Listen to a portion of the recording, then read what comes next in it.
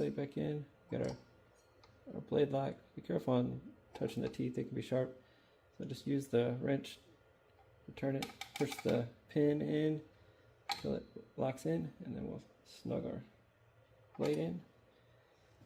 Then we'll put our blade guard back on.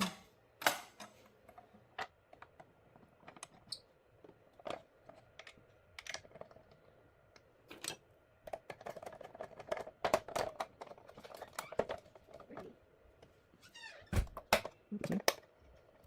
Oh, I thought you know that. Everybody's got in there? It fit. That's good. Let's snug everything up.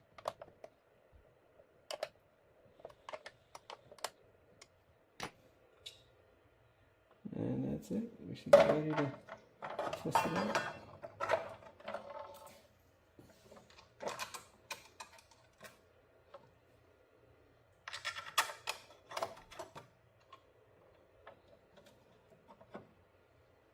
Let's grab a piece of wood. Plug the saw back in. Turn the switch on. And there we go. There's our shadow line.